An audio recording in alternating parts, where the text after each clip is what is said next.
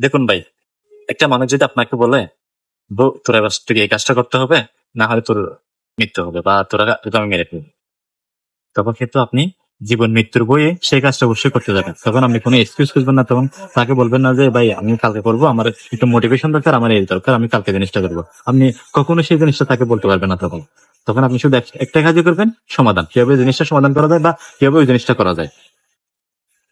একটা বার চিন্তা করে দেখুন, আপনি নিজের সাথে প্রতিনিয়ত যে প্রমিসটা করতেছেন, যে ফেক প্রমিস করতেছেন, নিজেকে যে প্রতিনিয়ত বলতেছেন আমি এই জিনিসটা কালকে থেকে শুরু করবো, আমার এই জিনিসটা আমি কালকে থেকে এই জিনিসটা করতেছেন না তো আপনি সেই জিনিসটা। কেন প্রমিস করতেছেন নিজেকে? কেন বলতেছেন?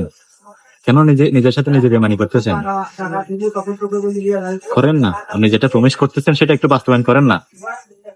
দেখবেন যে জীবনটা কোথায় বা আপনি কোন অবস্থানে গেছেন সেটা তখন বুঝতে পারবেন। নিজের সাথে যে প্রমিসটা করতেছেন নিজেকে প্রতিদিন, নিজের সাথে যে বেমানিটা প্রতিদিন করতেছেন সেটা একটু বাস্তবায়ন করেন। দেখবেন যে আপনার লাইফ, আপনার জীবন একটা জায়গায় গিয়ে স্টেবল হচ্ছে। তখন মানুষ আপনার সাথে কথা বলার জন্য, মানুষ আপনার সাথে একটু কথা বলার জন্য একটু হেয় ভাবে কথা বলবে, একটু সম্মান দিয়ে কথা বলবে। মানুষ আপনার সাথে কথা বলার সময় একটু সম্মান দিয়ে কথা বলবে।